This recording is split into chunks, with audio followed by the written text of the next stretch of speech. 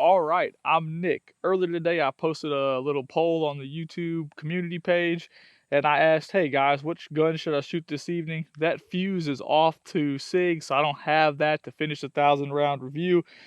And I like to come out here, shoot, and enjoy my weekend, right? So the Shield Plus won the votes, okay? And a week ago or so, I made a video about this pistol. I said it was a great everyday carry option. I really stand behind that. It's lightweight. You have magazine options between 10, which is flush fitting, very, very easy to conceal, all the way up to 15, which gives you a little bit longer grip, but it works out wonderful. There's a few things I really like about this pistol. One is the trigger. The trigger is just absolutely phenomenal. And then I like how thick the grip is. I guess thick is this way. Let's say how long the grip is, because it allows me to get a good purchase on the pistol, whether I'm holding it left-handed or I'm holding it right-handed. I can really fit my support hand in here, and I get a hold of the gun really well. I don't get that same grip or like positive grip on the P365, and I'll just come out and say it. I think that the entire Shield series is better than the P365 series, okay? Trigger, accuracy, everything. Reliability, 100%. I think it's a better system. Now, obviously, it's not as pretty, it's not as customizable, it doesn't have as much aftermarket support, and I feel like that's one of the reasons it doesn't get as much love. Now, if I had to pick things I don't like about this pistol, I would go to the slide. I would talk about the lack of serrations, but ideally, that's resolved, right? They just released a Performance Center model of this. It's a comped version. It has better, I will say, grip texture or slide serrations to give you grip on the slide. I'm excited about that. Like I said in the videos prior to this, I have a fantastic relationship with the local FFL. I had a little bit of a heads up, and the moment he gets it in the door, I will have it. From the factory, this pistol does come with 3-dot white sights, and they make a bunch of different variations of this, okay? That's this version. You could get it optics ready. The new version is optics ready. But man, I like the way it points. I like the way it shoots. We'll start with the 10-round magazine. Those 8-inch plates are about 16, 17 yards from where I'm standing. And then there's a 7x12 target over there. Hopefully you can see that. That one's a little bit further away, you know, because of this thing called geometry. But I like this pistol, man. I think it's a... I think it's a great shooting pistol. Man, those are small targets, so if you can hit those, you're good to go.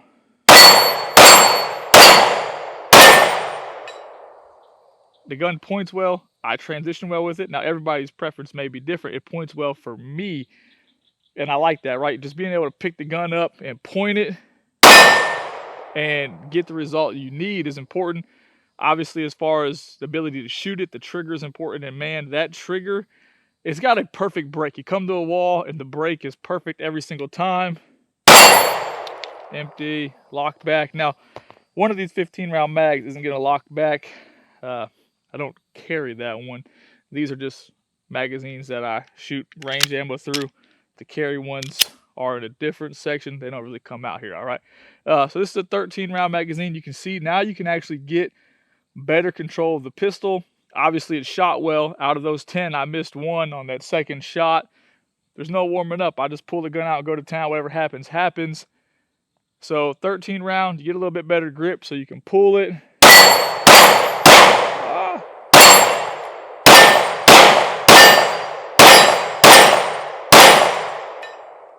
It's just a really good shooting pistol, okay?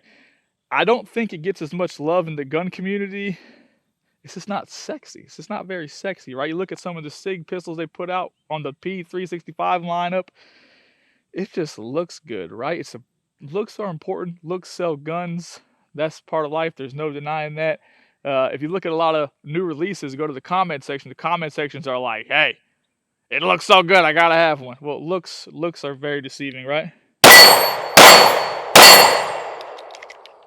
All right, that 13-round mag locked back with no issues. Now, like every pistol over the years, when these things were first released, I think it was 2012 when the first one came out, the trigger was way different. The first trigger was terrible, right? It was round, and they still produce some guns with that trigger. That trigger is terrible, but also you're not used to it, right? I've had some magazine issues with followers and stuff. The way I see it is, you should know your magazines suck.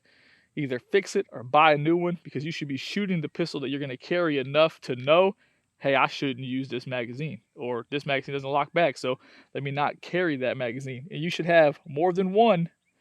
That way when you go to the range, you don't got to reload. Here's one of the 15s. Getting a little sloppy.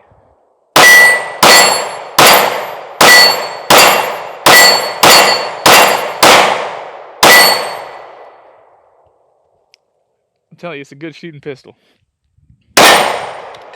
Alright, that 15 locked back. So, this should be the one that doesn't lock back. What else can I really say about this pistol? I can tell you that this particular pistol hasn't been cleaned in at least 400 rounds. And I will take a picture right here as soon as I'm done shooting of how dirty it is. I don't think you'll be able to pick it up on that camera. And I'll overlay a photo. It is dry. There's no lube. There is just gunpowder, all kinds of crap in there.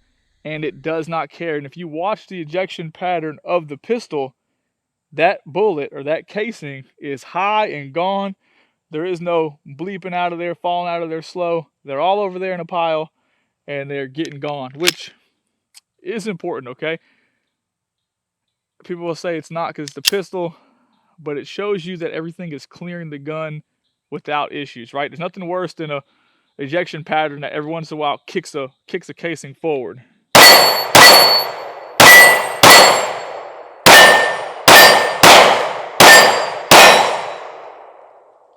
There might still be a steel target over there somewhere in the woods. I was gonna see if I could shoot it, but I can't see it.